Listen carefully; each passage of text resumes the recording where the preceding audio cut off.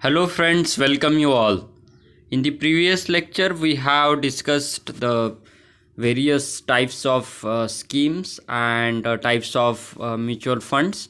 Then we have discussed the importance of mutual funds. In this today's lecture, we are going to discuss the legal structure of mutual fund. So first, discuss what is the mutual fund. Uh, According to its legal terminology or its legal definition given by SEBI's regulation 1996, which is related to mutual fund. So according to SEBI, according to its regulation 1996 as amended till date, it defined mutual fund as a fund established in the form of a trust to raise money through the sale of unit to the public or a section of the public under one or more schemes for investing in securities, including money market instrument or gold related instruments or even real estate asset. The firm must set up a separate asset management company to run a mutual fund business. So mutual fund business have to appoint a separate asset management company to run a mutual fund business. So what are the key features of mutual fund that flows from the this legal definition? It is established as a trust. So mutual fund is a trust, you know, all we have discussed in the uh, first year also. What is trust? It raises money through sale of unit to the public or a section of the public. So it is a trust, and trust means it has the mutual benefits, or it works for the benefit of public. So it is called, the role of trust is to work for public for the universal benefits. So it raises money through sale of unit to the public or a section of the public. So it raises money through selling of unit. The unit are sold under one or more schemes. So there can be a uh, one scheme or more than one scheme.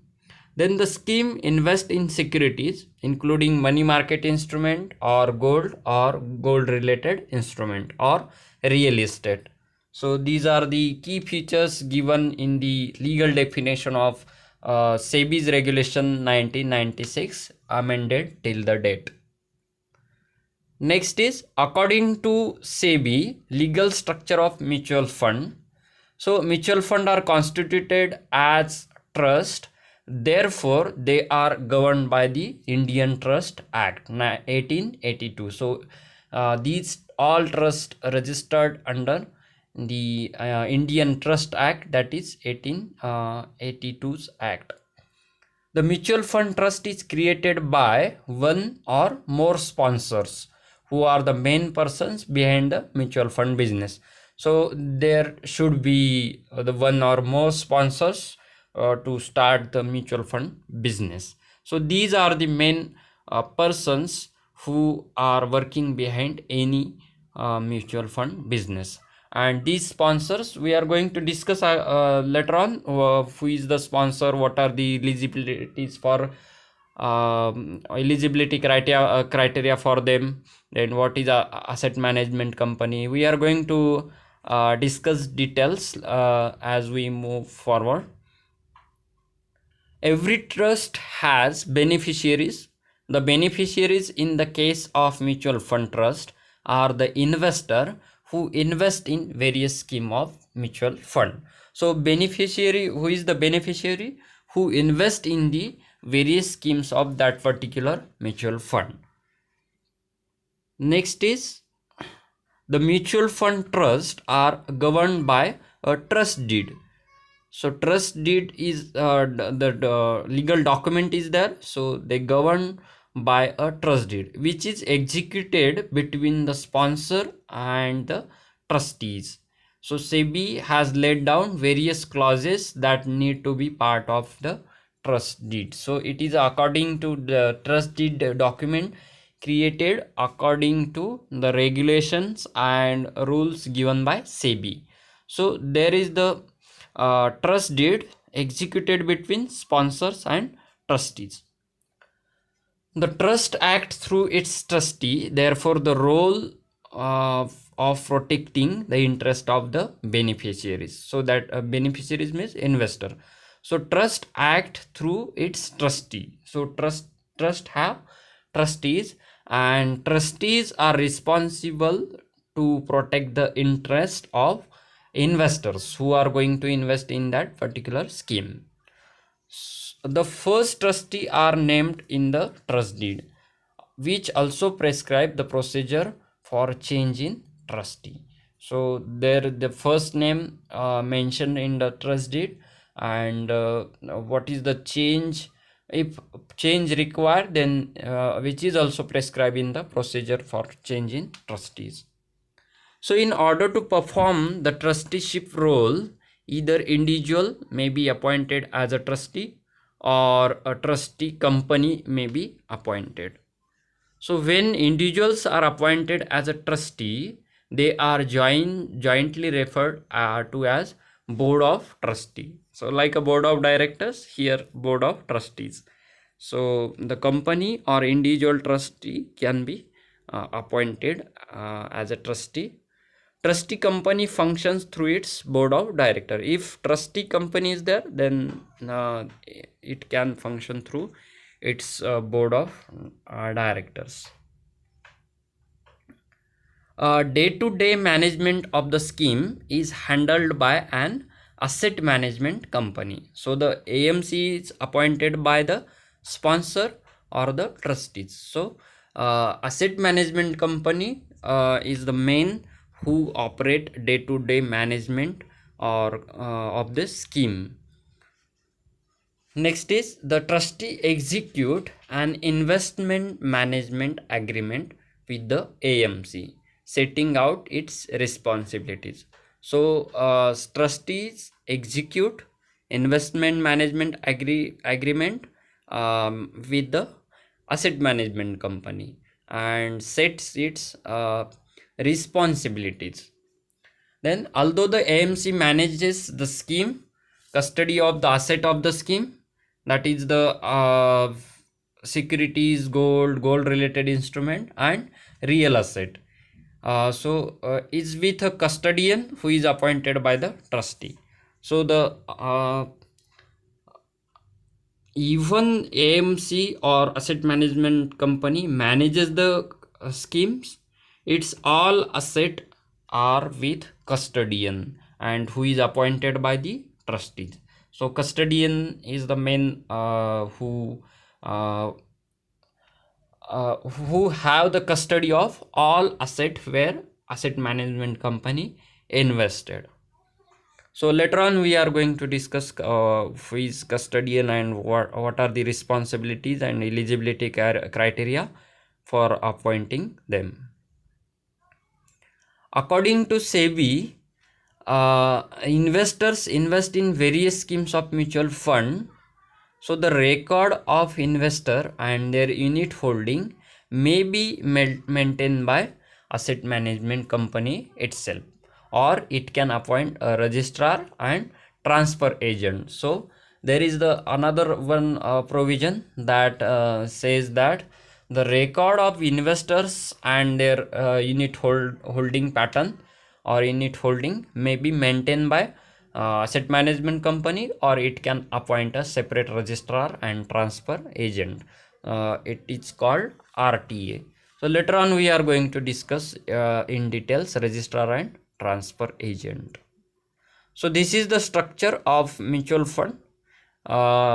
Suppose the mutual fund trust is SBI mutual fund, then sponsor obviously State Bank of India is here. So mutual fund name is SBI mutual fund, sponsor is State Bank of India, trustees are SBI mutual fund trustee company private limited. So here the trustee is mutual fund trustee is here separate company created by SBI, that is SBI Mutual Fund Trustee Company Private Limited. Then asset management company is appointed, SBI Fund Management Private Limited. So these are the subsidiaries of SBI, State Bank of India, that is SBI Funds Management Private Limited. And custodians are HDFC Bank Limited, SBI SG, that is Global Services Services Private Limited, SG Global Services Securities Services Private Limited. Then Bank of Nova Scotia, custodian for gold only. So we have discussed that the custodian have the custody of various instrument where asset management company have invested their fund. So there are three types of custodians, that is HDFC Bank, SG Global, SBI SG Global Securities Services Private Limited, and Bank of Nova Scotia for custodian for gold. Then registrar and transfer agent is Computer Age Management Services CAMS Private Limited. So this is the structure of mutual fund. This is the just example of SBI mutual fund, how we can classify a different constituents of mutual fund. So what are the key constituents of mutual fund? First is sponsor. The application to SEBI for registration of mutual fund is made by the sponsor. So thereafter the sponsor invest in the capital of the AMC. So first application to register mutual fund is done by sponsors, and thereafter, after getting the permission of SEBI, the sponsor invest in the capital of asset management company. The sponsor are the main people behind the mutual fund operation. So sponsors are the main people behind the mutual fund operation. This is the eligibility criteria of sponsors. The sponsor should have a sound record and reputation of fairness and integrity in the all business transactions. The requirements are: number one, sponsor should be carrying on business in financial services for not less than 5 years. So with the sound record, sound track record and reputation of fairness and integrity in all business transactions, sponsor should be carrying on business in financial services for not less than 5 years at least. Sponsor should have positive net worth. So the share capital plus reserve minus accumulated losses. So in the sponsor should have positive net worth in all the immediately preceding 5 years. So 5 years should be all 5 years should have a positive net worth of that particular company. Net worth in the immediately preceding year should be more than the amount that the sponsor contribute to the capital of the AMC. So the net worth in the preceding year, means last year, should be more than the amount that the sponsor contributing to the capital of the AMC. Then sponsor should have earned profit after providing for depreciation and interest and tax in 3 of the previous 5 years, including the latest year. So sponsor should have earned profits after providing for depreciation and interest and tax in 3 of the previous 5 years, including the latest year. So this is the eligibility criteria for the sponsor. Very strict and stringent criteria set by the Security and Exchange Board of India. Next criteria is the sponsor should be a fit and proper person for this kind of operation. So SEBI have the whole right to qualify the person as a sponsor or not. So the sponsor should be a fit and proper person for this kind of operation. The sponsor need to contribute a minimum of 40% of the net worth of the AMC. So sponsors have to invest at least 40% in the AMC. Anyone who holds 40% or more of the net worth of shareholding in the AMC is considered to be a sponsor and should therefore fulfill the eligibility criteria mentioned above. So those who have the 40% net worth in the AMC or shareholding pattern in the AMC, they are considered as a sponsor and they should fulfill all eligibility criteria mentioned by SEBI. So sponsors have to contribute a minimum 1 lakh as an initial contribution to the corpus of the mutual fund. So sponsors have to firstly contribute 1 lakh rupees as a corpus fund in the mutual fund. In the example of SBI mutual fund cited above, the sponsor is the State Bank of India and Indian public sector. It is a Indian public sector bank, you all know. Sponsorship may be institutional, means not necessary it should be a person, it can be an institution. Entirely foreign, like Franklin Templeton mutual fund. Predominantly foreign joint venture like HSBC mutual fund, or predominantly Indian joint venture like Aditya Birla Sun Life mutual fund and ICICI mutual fund. So sponsorship can be entirely foreign also, like in India Franklin Templeton mutual fund operates, or it can be a joint venture, means the foreign company joint collaborate with the domestic company. So these are the eligibility criteria of sponsors. In the today in this lecture, I think this much is enough or sufficient. In the next lecture we are going to discuss the who are the trustees and the eligibility criteria for the trustees. So friends, see you in the next lecture.